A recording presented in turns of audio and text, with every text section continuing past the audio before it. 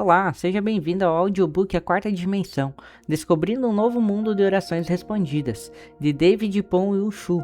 A Quarta Dimensão, um guia para o viver vitorioso, Paul Yun-Shu, tradução de João Barbosa Batista. Apresentação.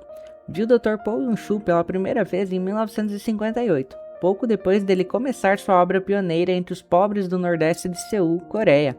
Desde então, o Dr. Shu tem demonstrado ser uma pessoa sobre quem repousa a poderosa mão do Altíssimo, um homem de fé e visão, um dos mais preciosos servos de Deus e pastor da maior igreja evangélica do mundo. A igreja do pastor Shu, a igreja do Evangelho Pleno de Ayodo, triplicou o número de seus membros nos últimos 3 anos e presentemente conta com mais de 55 mil membros ativos. O Ministério Mundial dessa igreja é conhecido como Crescimento da Igreja Internacional, ministério que foi estabelecido com o propósito de organizar seminários para treinar pastores e líderes de igreja por todo o mundo, nos princípios bíblicos e práticos que regem o crescimento das igrejas. Deus revelou esses princípios não somente para a igreja do pastor Shu, mas também para muitas outras igrejas ao redor do mundo. Os capítulos desse livro foram preparados tendo como base conferências especiais que o Dr. Shu pronunciou no Southwestern College. O Dr. Shu, com a sua visão característica, viu seus ouvintes não como meros estudantes de uma faculdade evangélica, mas como os líderes das igrejas do amanhã.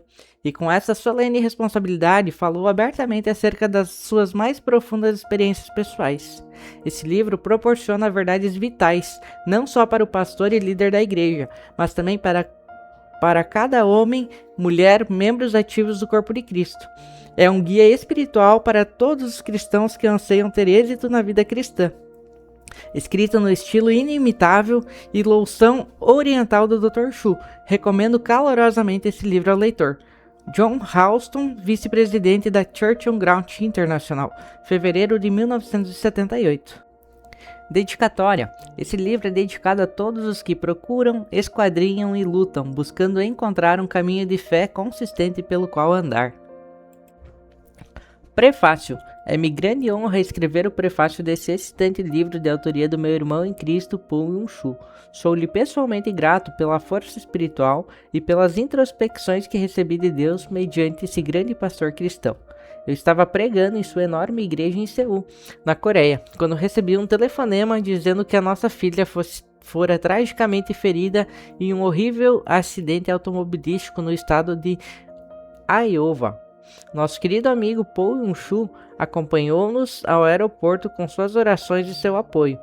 Horas depois de chegar a casa e ver pela frente a perspectiva de horas negras ao lado do leito de dor da minha filha, cuja perna esquerda havia sido amputada e cuja vida por pouco escapara da morte, encontrei-me lendo página após página do manuscrito ainda não publicado desse livro, que agora com entusiasmo tenho a honra de apresentar. Descobri a realidade dessa dimensão dinâmica da oração que vem mediante a visualizar a experiência de cura. Linha após linha do manuscrito original foi sublinhada por esse pastor, cansado da viagem, esse pai que sofria. Só posso esperar e orar para que muitos cristãos e não cristãos também leiam esse livro e dele tirem as espantosas verdades espirituais contidas nessas páginas. Não tentem compreendê-lo, simplesmente comece a desfrutá-lo. É verdadeiro, funciona, testeio. Obrigado, Paul Yun-Shu, por permitir que o Espírito Santo desse essa mensagem a nós e ao mundo. Deus o ama e eu também. Robert Schuller. Introdução. No caos que se seguiu ao conflito da Coreia, encontrei-me entre os que lutavam pela sobrevivência. Pobre, mas persistente, trabalhava em vários empregos no decurso de um dia. Certa tarde, estava dando uma aula particular. Subitamente senti alguma coisa emanando-me do peito. Senti a boca cheia. Pensei que ia sufocar-me. Abri a boca e o sangue começou a escorrer. Tentei estancar a hemorragia, mas o sangue continuava a sair-me pelo nariz e boca. Logo, meu estômago e peito encheram-se de sangue. Severamente fraco, desmaiei. Ao voltar a mim, tudo parecia rodar. Trêmulo, mal consegui chegar em casa. Eu tinha 19 anos de idade e estava morrendo. Assustados, meus pais imediatamente venderam parte de suas posses a fim de levar-me a um bom hospital para tratamento. Os médicos fizeram exames cuidadosos. O diagnóstico: tuberculose incurável. Ao ouvir esse julgamento, compreendi o quanto desejava viver. Minhas aspirações de futuro iam se acabar antes de eu ter tido a chance de começar a viver. Desesperado, voltei-me para o médico que dera o diagnóstico sombrio. Doutor, implorei, não há nada que o senhor possa fazer por mim? Sua resposta muitas vezes ressoaria em minha mente. Não, esse tipo de tuberculose é muito raro. Espalha-se tão rapidamente que não há jeito de contê-la. Você tem 3, no máximo 4 meses de vida. Vá para casa, jovem. Coma tudo o que desejar e diga adeus aos seus amigos. Desolado, deixei o hospital. Passei por centenas de refugiados na rua e senti-me ligados a ele. Sentia-me totalmente só. Eu era um dos que não tinham esperança. Voltei para casa num estado mental de total confusão. Pronto para morrer, pendurei um calendário de 3 meses na parede. Por ter sido criado no budismo, orava diariamente para que Buda me ajudasse. Nenhuma esperança me vinha, e a cada dia que passava eu ficava pior.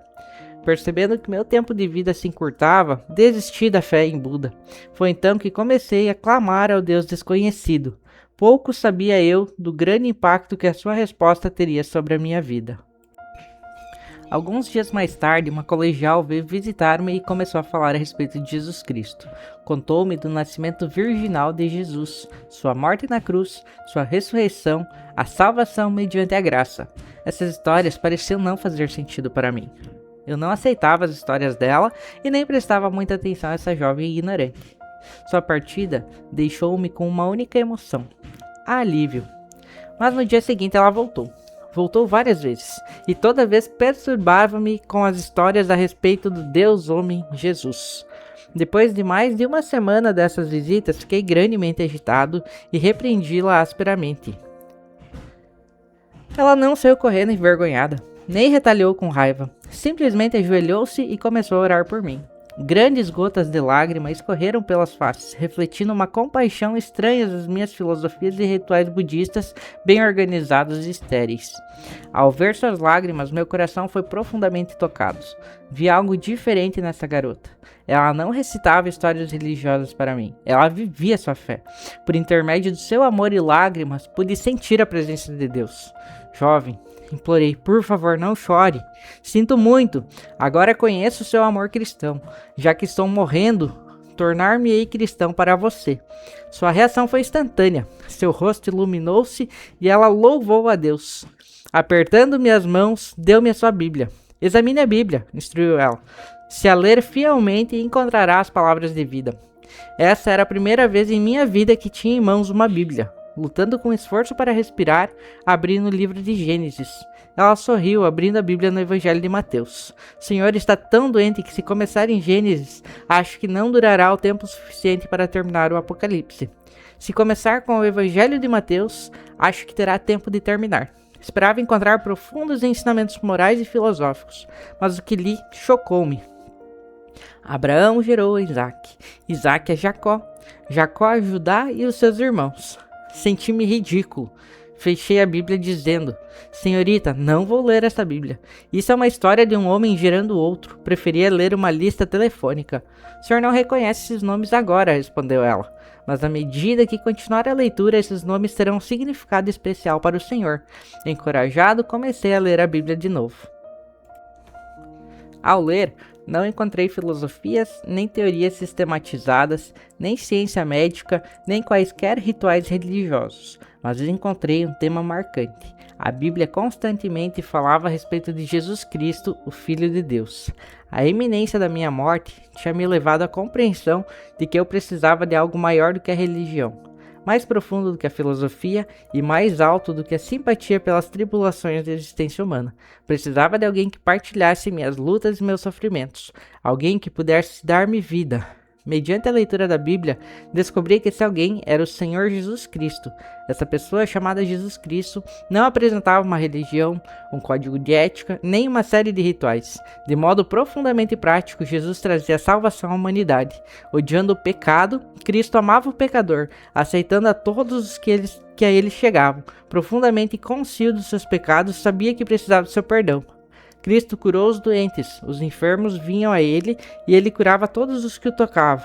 Isso trouxe fé ao meu coração, fiquei esperançoso de que ele pudesse me curar também. Cristo deu paz aos perturbados. Ele insistia: tenham fé em Deus, não se perturbem, não há motivo para temor. Cristo odiava o temor, mostrando que o homem nasceu a fim de viver pela fé. Cristo infundiu confiança, fé e paz aos que foram a ele pedindo ajuda. Essa tremenda mensagem emocionou meu coração. Cristo ressuscitou os mortos.